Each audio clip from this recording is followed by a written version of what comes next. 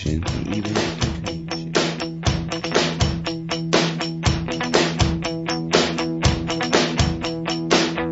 100.9 WXIR, this is Evidence of Design, and I'm your host, Jason Taylor.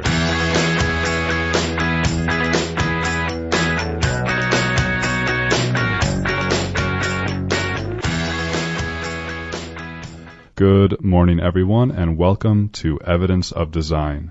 I'm your host, Jason Taylor, and I'm joined today by my co-host, Matt Treadwell. Good morning, everyone.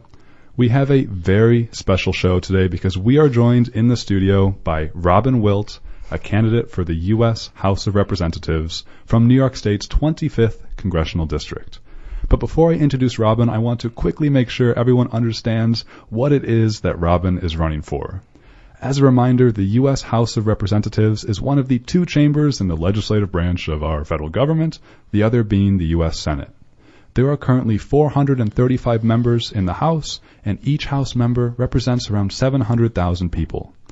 The number of seats or representatives a state has out of the total 435 is determined by the state's population size, and because of its population, New York State currently has 27 seats in the House of Reps. Each of those seats cover their own part of New York State, known as a Congressional District, and the geographic boundaries of each district are formed every 10 years from the census.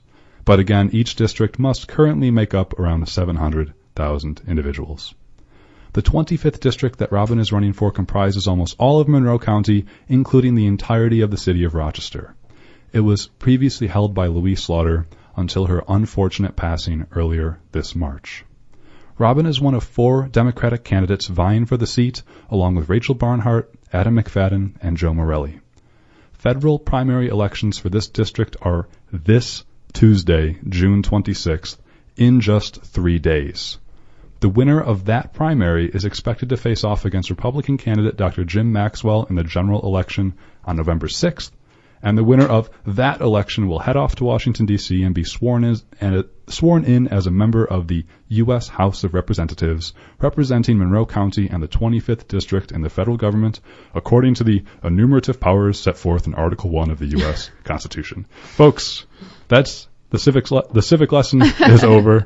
Listeners, if you would like to ask Robin a question, email us throughout the show at evidenceofdesign101@gmail.com. Or we'll start taking your calls around 11:30 at 585-219-8889. But politics is fundamentally about people. It is about you. It is about me. And it is now my pleasure to welcome Robin to Evidence of Design. Thank you so much, Jason and Matt. Thank you for having me here. I really appreciate the opportunity to speak directly to the voters.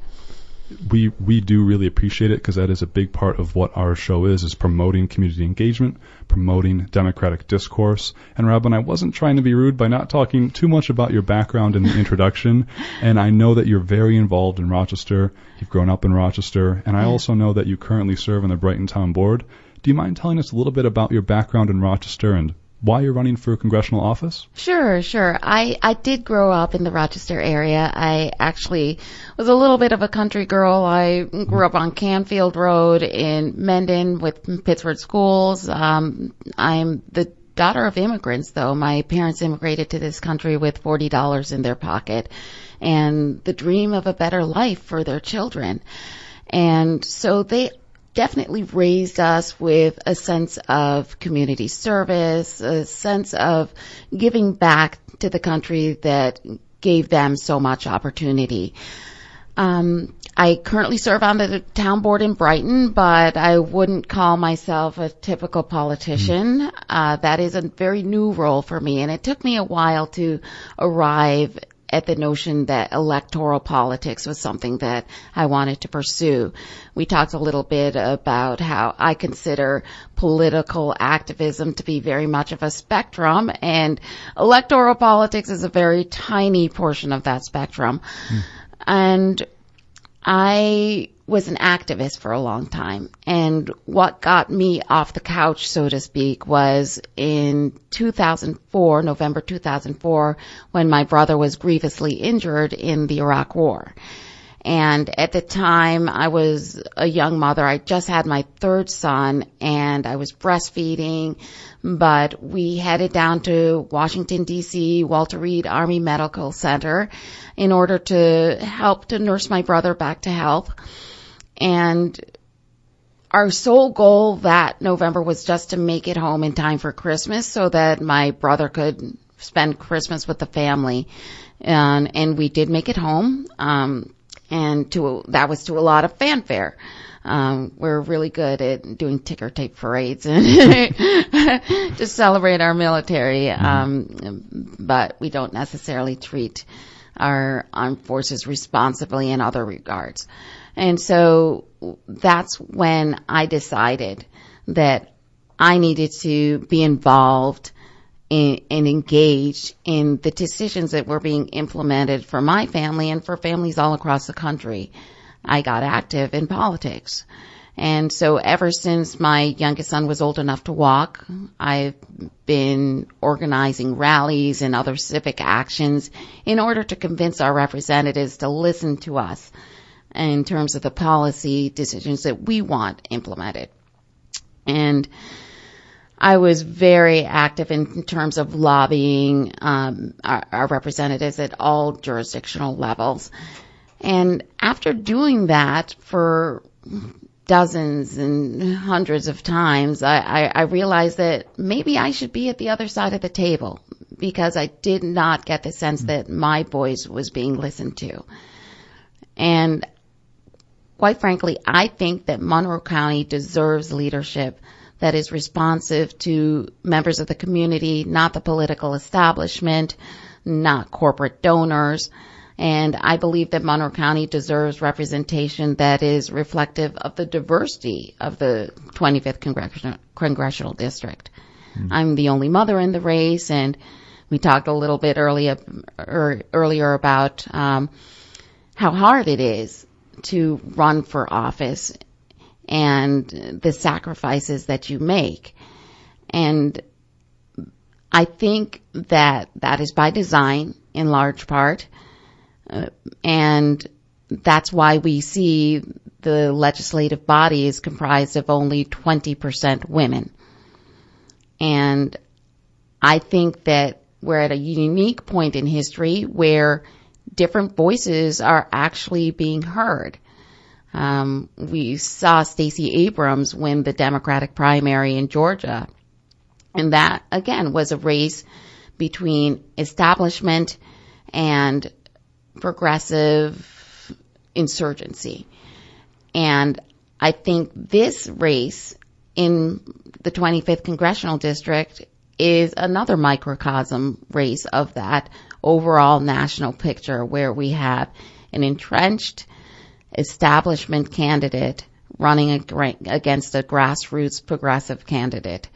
And we have an historic opportunity really to take this seat back for the people. Thanks, Robin. And can you let listeners know where they can find more about your ideas and platforms on a website or social media? Sure. You can find out more about my platform at wiltforcongress.com. Great. I'm also on Facebook, and then it's Robin Wilt for Congress and Instagram and all the necessary Twitter all the different handles, and those are all Robin Wilt for Congress. Got it. So wiltforcongress.com, listeners, if you want to hear more about Robin and her platform. And Robin, I really appreciate, and what struck me about describing your background there is the difference between what you described as electoral politics and then other forms of political engagement. Yeah. And I think that's really powerful, and I'm wondering if you can describe how your background in activism might be preparing you for Congress. Well, my background in activism initially was, healthcare. It was a policy that was very important to me because it was single-payer healthcare that saved my brother's life. People don't think about the fact that the military has single-payer healthcare. And it's actually one of the selling points for recruitment to the Army in terms of studying medicine with the Army. The fact that there are no insurance companies to second guess your decisions as a provider. And so at the time that I was first got involved in terms of organizing, was when SCHIP, the State Child Health Insurance Program, was being threatened. And this was a very popular bipartisan piece of legislation that was passed during the Clinton era, and just making sure that children had health care. And at that time, funding for SCHIP was being threatened, so we were lobbying our representatives in order to make sure that 500,000 children wouldn't be thrown off the insurance rolls in New York. But I quickly transitioned to advocacy for HR 676, expanded and improved Medicare for all, because all of our people should be covered, not just children. Healthcare is a human right, and we should make sure that everyone has access to healthcare regardless of their socioeconomic status. And I did not, you were the one who first kind of taught me that Medicare is a single-payer system in essence. Yes, it is. It is government run. It has been privatized, and we got into this a little bit during the debate on Thursday because one of my opponents pointed out that, well, we have Part B that covers pharmaceuticals, and we have Part C and D, and I pointed out that was privatization of a program that had basic coverage for everyone, and then we allowed private insurers to market certain parts of care. But HR 676 specifically provides for expanding coverage to include dental, to include vision, or long-term care, to include expanded mental health coverage, and so that we really do have a comprehensive safety net of coverage. Yeah, I'm not sure most listeners or even many voters would think that Medicare is a single-payer system, and you keep referencing HR 676. Can you describe where that sits? What is HR 676, and you support that? Yeah, this is a bill before Congress. It is currently the lead sponsor is Keith Ellison out of Minnesota. So he is the lead sponsor of the bill. Formerly, it was John Conyers who was the lead sponsor of the bill. And in fact, we had a healthcare town hall right here in Rochester in 2009 where they garnered over 500 people in attendance to talk about HR 676 and the need for expanded and improved Medicare for all. So this bill would implement a single-payer system, meaning the government would be the only insurer. Private insurance, health insurance, would cease to exist as we know it. For those types of coverage that I talked about, preventative care, dental care, vision, and long-term care, all of the preventative coverage, all of the basic coverage, emergency coverage, that would solely be the province of the government to insure, and everybody would be eligible for coverage through this governmental program. Now, there would be a place for private insurance in terms of elective care and things along those lines, but for the basic coverage that everybody needs to access and emergency care, those types of coverage the government would be the only insurer. And we know that Medicare operates at about a 2% administrative overhead, whereas private insurers, because they have marketing and sales costs, and they operate at about a 15 to 16% overhead. So having this patchwork system where private insurers are first of all, they usually have the less expensive consumers to cover. If you, for instance, are in renal failure and you are on dialysis, you're automatically covered under Medicare. If you're in the elderly population, you're automatically covered under Medicare. So what we've seen is a privatization of the most profitable consumers of healthcare, and the public assumes the cost for some of the most risky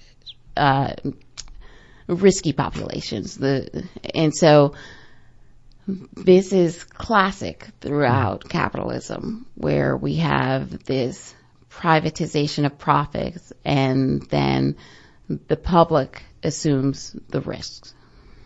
Yeah. So, and listeners, this is Evidence of Design here on 100.9 FM WXIR. We're joined today by Robin Wilt, who's running for the 25th Congressional District. Yeah. And you just heard Robin share a little bit about her position on healthcare, which differs slightly from your opponents, Robin. Everyone is nominally in favor of, I believe, universal healthcare, but that differs from single-payer healthcare. Yeah. But you're in support of both, and you mentioned that healthcare is a human right. Yes. And you went into sort of a little bit of the nuance of Medicare there, which is a single-payer system. Yeah. And it helped your brother out. But at the end, you also brought up sort of some of the faults of capitalism. And on the show, Matt and I like to talk about the economy, and especially some of the perhaps faults or critiques of capitalism. And right now, Robin, it's sort of widely covered in the media that the U.S. economy is healthy right now. We use such words as healthy and strong, and unemployment is around 3.8%, the lowest in over a decade, and stock markets are at or near record highs. Do you think our economy is healthy right now? I don't. We have wealth disparities that are unsustainable at this point. The ratio of the lowest wage earner to the highest wage earner in the U.S. is about 1 to 842. And that kind of wealth disparity is unsustainable. We don't have enough of a middle class. A strong middle class is what keeps our economy healthy, because we do have a consumer-based economy. So if people cannot afford to purchase the goods and services that are being provided, then we do not have a healthy economy. And right now we have such a disproportionate wealth concentration among the top 10%, and that's to be conservative. That our economy is no longer functioning as it was intended. And we have a low unemployment rate because people have opted out. They are no longer looking for jobs. They've given up. And that's not a good place to be. And, you're first, if you go on your website, wiltforcongress.com, and again, I have to say it's a very useful and good website, and I thank you for whoever your team is putting that together. As a voter, it's really important for me to be able to find out like what your positions are, and your website goes into detail. So I just want to say that helps. And the first issue on your website that you bring up is economic equality. Yeah. And you just mentioned a little bit of the economic inequality that exists. What do you see as the major barriers to economic equality today, and what would you do about those barriers? How would you fight against them in Congress? Well, I think there's a little bit of low-hanging fruit right now because we just implemented tax policy that was wrong-headed, and we need to roll back this administration's tax cuts that disproportionately benefited the wealthy and corporations. I think there's literally trillions of dollars at stake here. We need to eliminate tax havens overseas. We need to initiate a financial transaction tax so that there's less speculation in the system. We need to re-implement Glass-Steagall because that created a boundary between commercial banking and investment banking. And once that boundary was eliminated, we saw that our banks increasingly were investing in the markets as opposed to investing in community entrepreneurs. And so we need to roll those things back and make sure that we're not giving tax subsidies to fossil fuel companies who absolutely don't need it, and have implement a tax on carbon, because that's what's needed. We need to build up our green infrastructure. We need to support our social safety net. And right now, we're not taking care of that business. So what I hear from you there, Robin, is that this is not an inevitable extension of capitalism. Like, inequality is not natural. It's created by people in power and policies. Yeah. And you're saying you have policies that you would bring to Washington to change those things that are creating inequality. Yeah. Yeah, that is my focus. Social, economic, and environmental justice. And this affects all voters. This isn't, I don't see it at least as a Democrat or Republican split. I don't see it as rural or urban or suburban. Economic justice is fundamentally, I see it about all voters. And yeah. For me, it's very pragmatic policy. Everybody, when you tend to be on the left side of the spectrum, people think that you're too idealistic and it's not common sense policies, but I view it in the exact opposite framework. I think that these are the policies that we need as human beings. And the focus of my platform is definitely human rights, people over profits, and I think it's necessarily focused that way because capitalism ultimately is anti-human. It's antisocial. And so we need the government in order to protect us as human beings from the capitalist system. That's powerful. I think that's powerful. And you went into some nuances there of the Glass-Steagall, and I appreciate actually invoking some of those terms on the show. Matt and I, we try to break down some of those because if you're the average, let's say average American, although I have trouble invoking that term, if you're the average listener, the average American, you're trying to work to support your family. Right. And you are faced with any number of daily crises just to make ends meet. Right. And so the point I'm trying to make is like those terms can be quickly lost in the weeds, but I do appreciate the effort to say there are some things out there that can be fixed. For example, last week we discussed the Epic Systems Corporation versus Lewis, a Supreme Court decision that essentially made it legal for companies to have a condition of employment, to have employers not be able to collectively sue against wage difficulties. And I think you actually mentioned that as one of your issues on your website.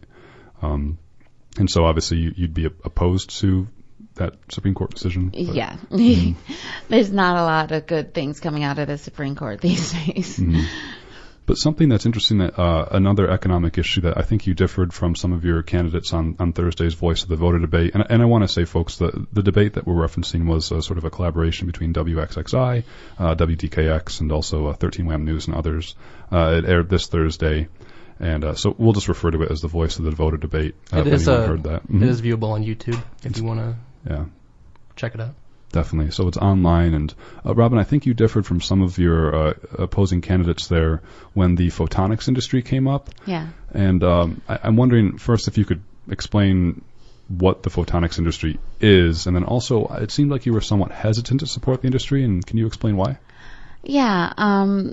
Well, I think research-wise, it's very interesting and promising technology, photonics as opposed to electrons. No, You know, sure. Yeah, I mean, I'm not I'm a policy wonk. I'm not a research scientist. So,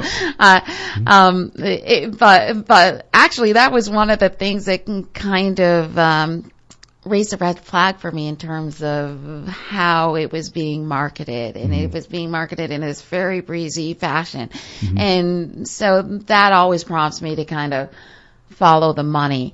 And while I do think that it's interesting from a research standpoint, and I definitely think that our research institutions locally should be engaged in that process. I want to know where the jobs are going to be created in this community. And when I looked at that, it looked like the primary focus was going to be kind of defense contracting, for one, and then some manufacturing jobs. And, you know, I gotta say, my husband was at Amazon, and he was in the web services portion, which is, you know, not the retail portion, not involved in all of the warehouses and whatnot. But I can tell you, as somebody who has looked at their goals, they want to automate as quickly as possible. So when I see that the focus is on bringing manufacturing jobs into the community, I immediately become skeptical, because those are precisely the types of jobs that corporations want to eliminate. And so they're not long-term jobs. These are, you know, jobs created out of expediency, and they're not the future of this economy. So as much as we want to increase manufacturing, it's a very tenuous economic play for our future. We know that by the year 2040, I want to say, no, it's 2030 actually, that up to 400 million jobs will be lost to automation worldwide. And so I think that we owe it to our society to look at other ways to support people rather than, you know, necessarily being employed in what we would call a productive, you know,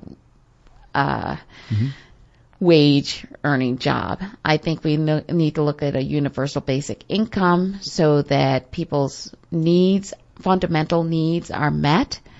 And there are other countries that are already looking at this in terms of policy. And if we were being responsible as a government, we would also be examining that more closely.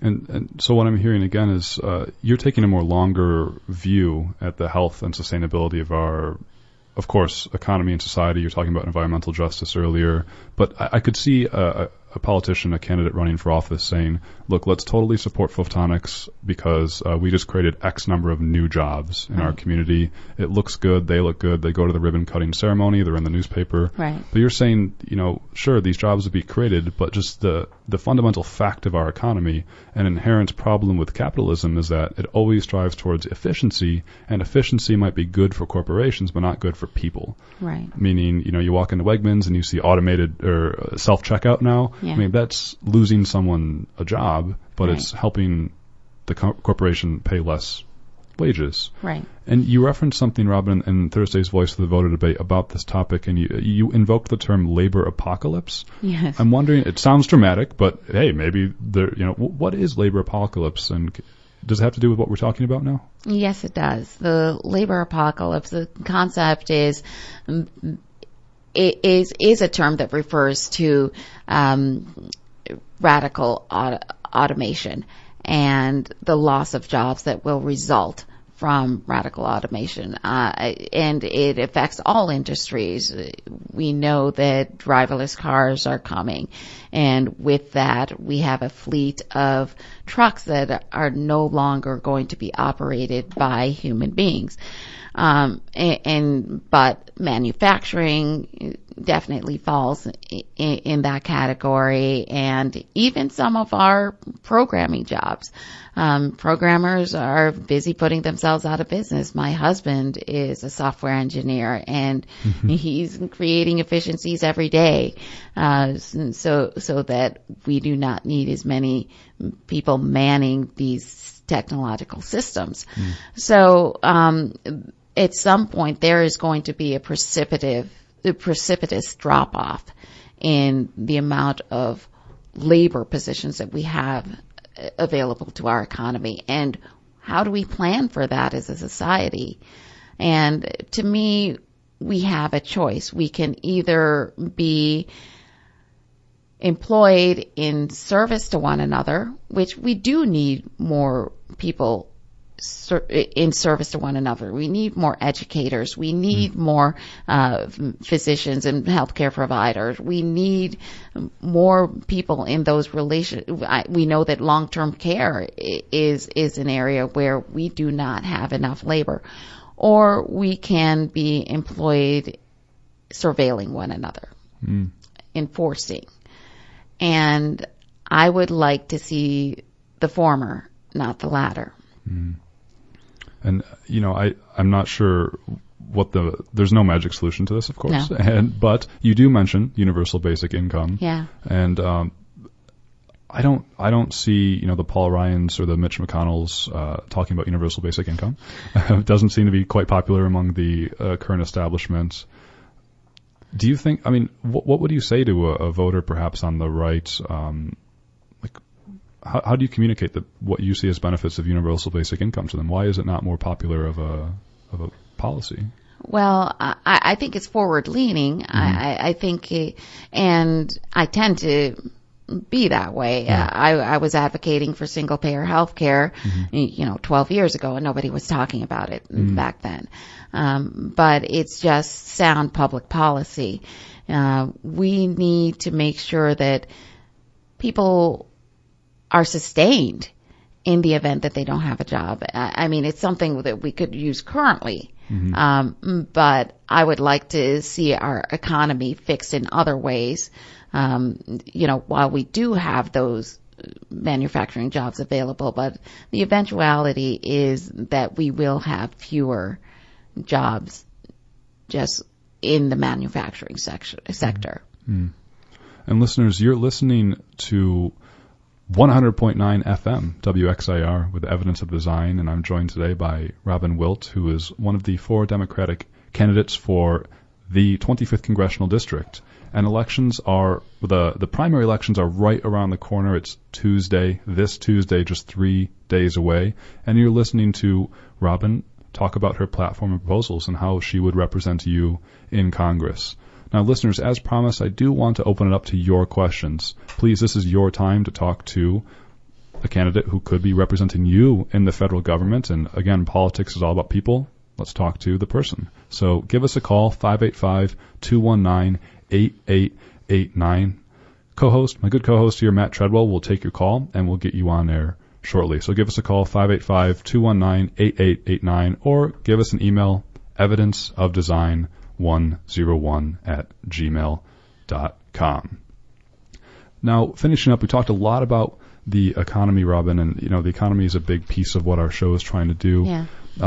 Last month when you were interviewed on Evan Dawson's show, Connections, to some extent, the topic of neoliberalism came up, and I think he was asked, does the Democratic Party need to move to the left? And I think you replied, you think that neoliberalism and corporatist democracy, as you phrased it, has proven a failure of sorts. Now, this show is all about neoliberalism, and how would you define that, and what do you mean that neoliberalism and corporatist democracy has proven a failure? Well, neoliberalism, and it is a term that means different things to different people, but to me, it is the notion that corporations corporations can, well, actually, it goes back to a school of economic thought where, I'm sorry, it's kind of a nuance, and I don't want to, I don't want let's go back to what I refer to it in that sense, and that is the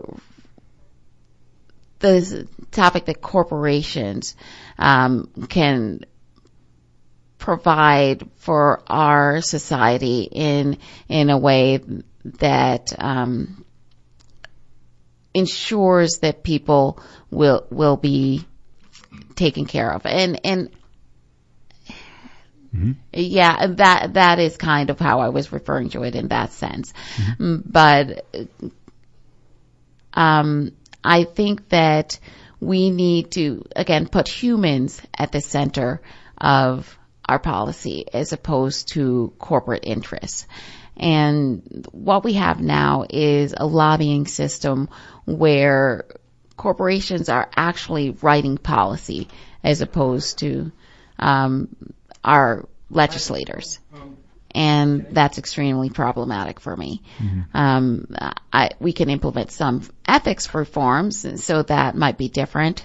But I think that for the most part, most of the lobbying before Congress is by corporations as opposed to the people whom they represent. I really appreciate you. It wasn't a gotcha question in terms of figure out, like what neoliberalism is. Right. I think when I was trying to think back to what the context of that comment on Evan Dawson, which was a while ago, and and I think I can't remember what the discussion was. So, but I definitely do think that neoliberalism as a policy is a concept has not been successful, and I think that's the increased. Anyway, so that's where I was going with that concept. I think. Certainly, and I appreciate actually hearing you think, like as a politician, to be honest. It's usually just bullet point. Right. So hearing the thought is helpful, and what I'm hearing is the government, corporations are set up to, the policies of the government are set up to benefit corporations at the expense of people. Right. That's fundamentally what's going on. But again, as mentioned earlier, you're proposing policies to fix those things. Yeah. And one of them, I think one very easy ethics reform measure that we could implement is, adding sunlight to some of those meetings between corporate lobbyists and our politicians. Right now, lobbying visits are not subject to Freedom of Information Act requests. And I think that all visits with our representatives should be a matter of public record. And that is one very basic change that I would implement. Well, and I think we do have a caller here for Robin, so let's give this a try and go ahead. And are you on the air there? Yes, sir. All right. Sir, what is your question for Robin here? My question was was wondering if you had any ideas of job creation for, people with criminal backgrounds, and if so, what were they? Yeah. Well, obviously we've implemented some policy here in Rochester against asking about criminal backgrounds in terms of employment, but I think we could go even further than that. A lot of jobs ask, in particular, jobs available in administration and the bureaucracy, ask about whether you have a college degree, even if it's not necessary to the job. And that's something that we could also remove, as just like banning the box in terms of criminal background. We could also ban the box in terms of whether you have a college degree, because that is an automatic weeder when we don't necessarily need a college degree for some of the bureaucratic positions that we have. So that was used to very good effect in Seattle, I know. They were able to increase the diversity among their administrative workers just by not asking that question where it wasn't necessary. But in terms of overall job creation, again, part of the reason I talk about Glass-Steagall is because I think that our banks should invest more in entrepreneurism here in their communities as opposed to speculating on the stock market, in the stock market. So that is one of the things that we need to do. And then I think there's a lot of fruit to be borne from green infrastructure jobs, overall infrastructure jobs, but especially green infrastructure and jobs. And I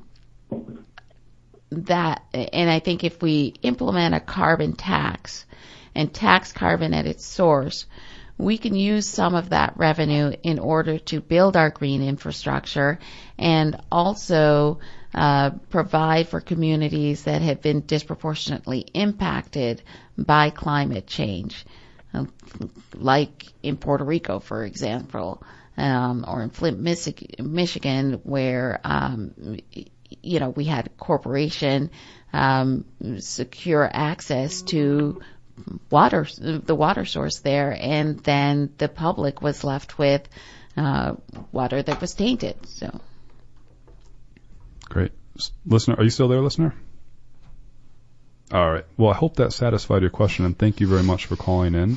That goes along with another point, Robin. I'm hearing from the caller's question, like there are definitely probably racial disparities in our economic system, and that manifests through what you were saying with even HR and hiring decisions. Yeah. Also through, for example, the privatization of prison.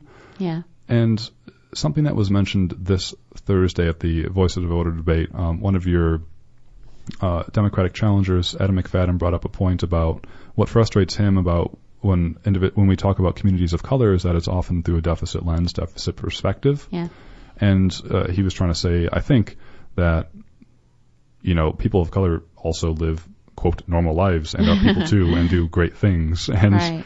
I think what he's getting to with that point is that racism manifests in our country in a lot more than perhaps like old view schools of racism, like literal, right. slavery. It's a lot more nuanced than that. It's a lot more nuanced. Thank you. I mean, what does that mean to you? Advocating for people of color in the community and your policies. Yeah. Well, lately I've been thinking a lot about it in terms of what's going on at our borders. We've in 7 weeks we separated 2,300 kids from 2,300 families were affected. And I think that right now we've not made progress in terms of humanizing, accepting as human people of color. Mm-hmm. And so a lot of people are saying, I don't recognize my country. I don't recognize my country. I'm like, I do recognize this country. Yeah. And this country this country is rooted in slavery. This country is rooted in decimation of the native population. This country is rooted in internment. This country racism and white supremacy is very much a part of our culture. And we need to eradicate that. Mm-hmm. And so often our policies are implemented and disproportionately disadvantage certain communities while benefiting others. And we need to acknowledge our history. And we also need to implement measures to to equal the playing field. Or else we're going to continue to have these disparities. If we legislate anything from one point forward, then the legacy disparities that we had are going to reify. And we need to make sure that we're being equitable. Not equal, but equitable. Often equality is it's the enemy of equity. And I definitely hear that as a positive sum game. Like it's not a zero sum where if you help out people of color, somehow white people lose. Definitely, I see it as a positive sum game. No, it's a positive sum game, definitely. Yeah. I would just like to interject that we were able to get back in touch with the previous caller. His name's Craig Johnson, and he just wanted me to tell you that he is a big fan and that what you're proposing sounds like a dream come true. So. Oh, well, thank you very much, and thank you for getting back in touch. I was like, oh, he didn't like what I said. Or he got so bored to death. I tend to be a little wonky. I do tend to introspect a lot about these things, but that's just me. I'm not your typical politician. I don't have a ready answer for everything, and I do think that we need to be thoughtful. We in this soundbite era, it's so easy to give a breezy answer and not think about these things again. But I really do think about these things at night. I'm very much a policy wonk, and that's why I'm interested in electoral politics, because I've been lobbying on these issues and not necessarily getting traction. So, but what I have seen is that it's resonating with people. And it's resonating with people because people are hurting, people are struggling, and we need hope right now. We need to know that our representatives are actually listening to us and looking to implement policies that are going to help us. And that's what my candidacy is all about. Well, and Craig, thanks again for calling. And I think you're reaching voters like Craig with sharing all of that. And listeners, you just heard Robin Wilt, who is a candidate for the 25th Congressional District, and elections are this Tuesday coming right up. Primaries. The primaries. Yep, the primary elections. Thank you. I just spent the whole time introducing Robin's role, and I can't even remember what are we voting for. So the primary elections are this Tuesday, June 26th. And folks, you're listening to Evidence of Design here on WXIR 100.9 FM. Please give us a call. Now is your chance to chat directly with Robin, 585-219-8889, or give us an email, evidenceofdesign101@gmail.com. Now is your time to talk to Robin. And Robin, one of the things that, Matt, did you have a question actually? I do have a question. Yeah. So Robin, I'm kind of like trying to keep an eye on the phone, but I am paying attention. I heard you talk a little bit about how your concerns for what's happening on the border right now. And I think this question kind of ties into that, which is that Donald Trump has used the term fake news to delegitimize any journalism that challenges his worldview or his image. At the same time, he has rallied support from certain publications of questionable integrity in order to justify many of his decisions.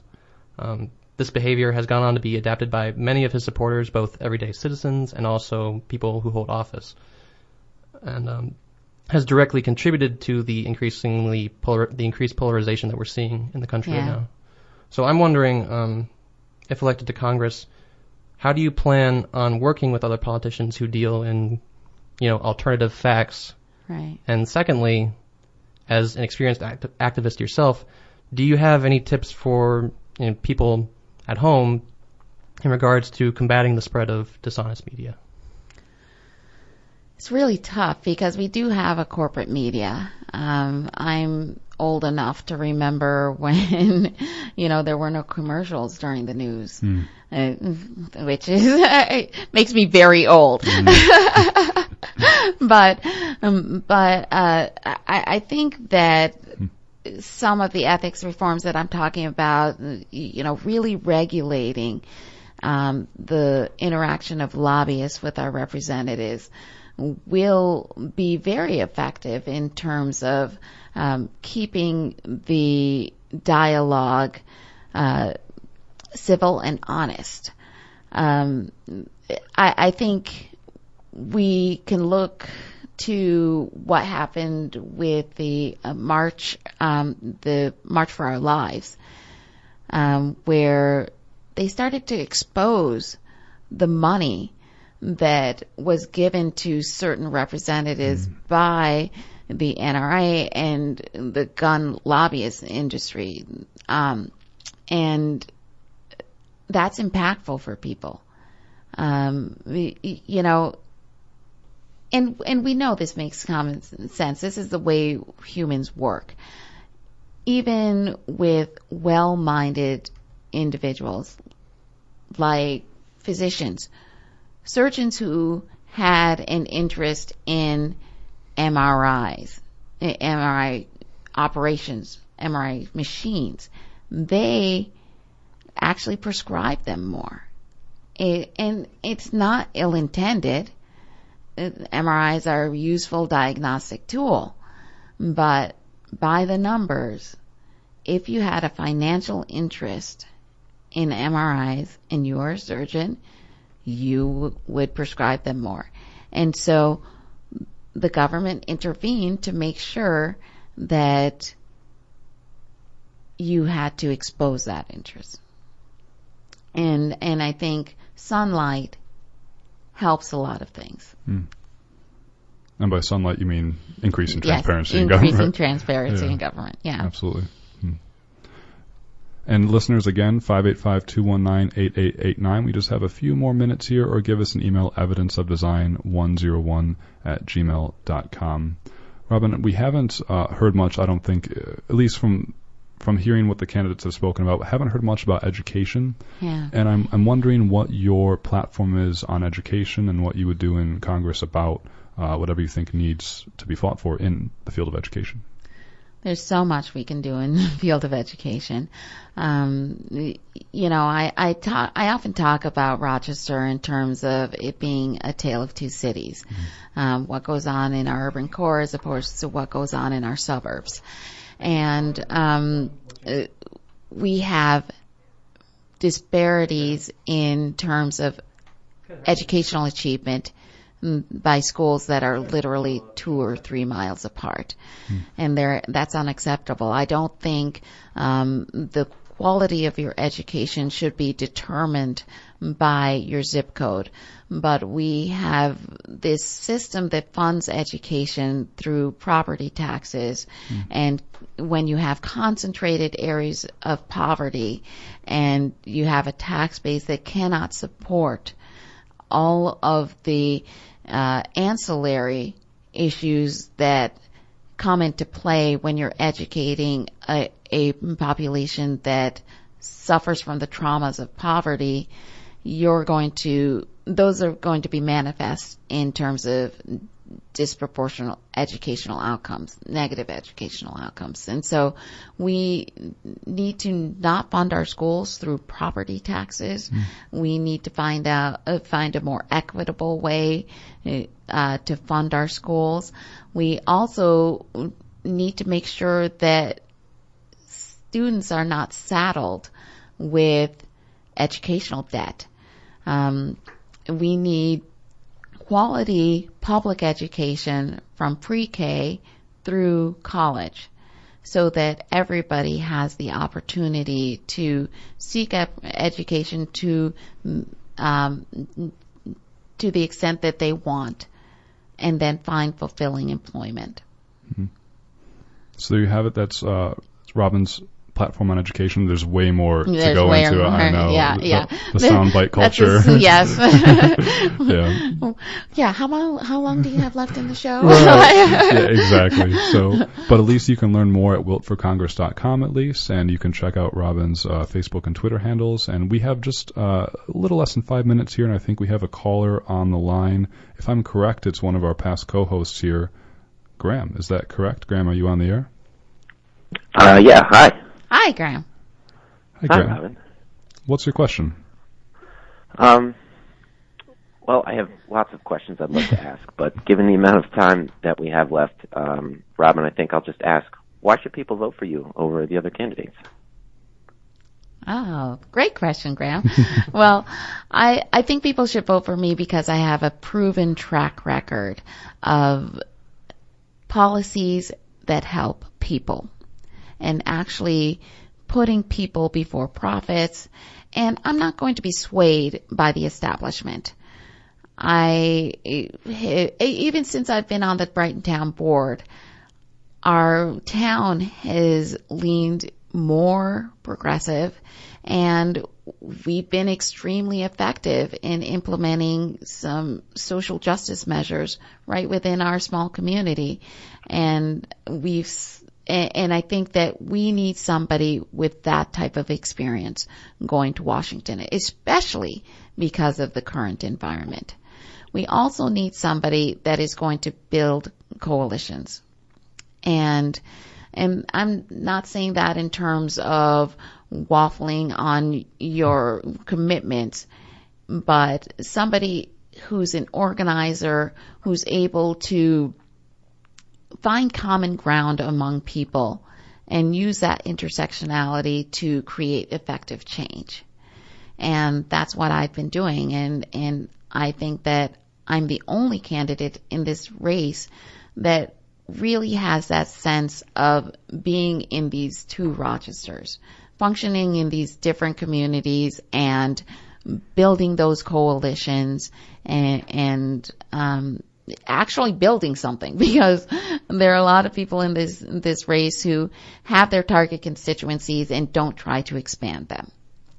They know who their base is, they're aiming at that base, and that's who they're going to play to. But we're running a very different type of campaign. We are building a movement and that's why I think people should support me as opposed to the other candidates. We are the only ones who are successfully building community and really reestablishing that type of coalition that Louise Slaughter had.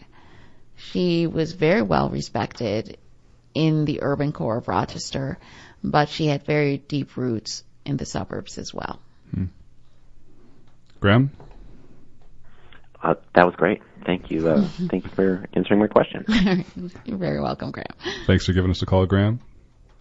All right, so we are running out of time here, and if you were listening for the past hour, we were joined by Robin Wilt, who is running for the 25th Congressional District.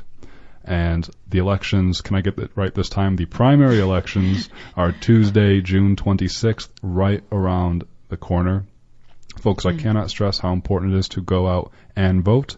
Not telling you who to vote for, but go out and vote. I'll tell you who to vote for. Robin can do that part. So please go out and vote. It is important for the health of our democracy and society. And Robin, I appreciate you getting into the weeds this hour. I appreciate you being what you could argue as being vulnerable by sharing some of your in-depth policy goals and your perspectives. And it was a pleasure to have you on Evidence of Design. Pleasure to be here. Thank you so much, Jason and Matt. Absolutely. Well, you heard it here, folks. If you want to hear the conversation, we'll post it on YouTube on our channel. YouTube channel is Evidence of Design. Just be specific with your search, like Evidence of Design Episode 1. That way you can hear everything that we talked about this hour with Robin, or website wiltforcongress.com. Thanks for listening, everyone. I was joined today by my co-host Matt Treadwell as well. Goodbye. Thanks for listening. Be well, be safe, and bye-bye.